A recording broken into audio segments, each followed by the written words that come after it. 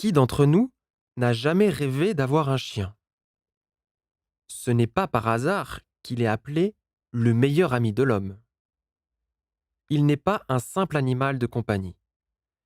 Il garde la maison, il surveille les enfants, il guide les aveugles, il tire les traîneaux, il cherche les gens après les catastrophes, il peut être policier, douanier, pompier.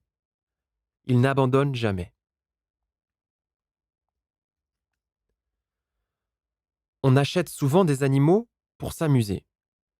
Ils sont petits, mignons, mais ils impliquent déjà beaucoup de responsabilités, font des bêtises, prennent du temps, coûtent cher et prennent de la place en grandissant. Partout, dans tous les pays, dans toutes les villes, ils sont le témoin vivant de la cruauté humaine, les animaux abandonnés. L'abandon tue. Beaucoup d'animaux délaissés meurent de leurs blessures, de faim ou de soif. Les chiens errants sont dangereux, c'est connu. Ils se réunissent en meute, ils se montrent agressifs, ils attaquent les gens.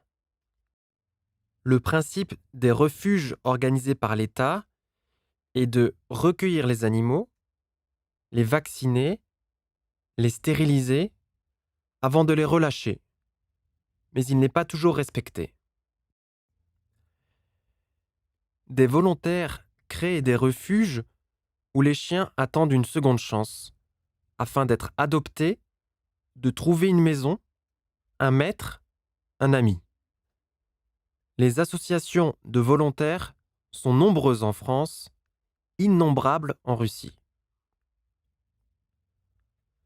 Toutes ces associations et fondations agissent pour défendre la cause animale. On leur donne un refuge, des soins médicaux, on leur cherche un nouveau maître, on organise des portes ouvertes. En Russie, dans de nombreuses écoles, on organise des actions pour soutenir ces bénévoles. Les enfants peuvent apporter des croquettes, des céréales, de vieux vêtements.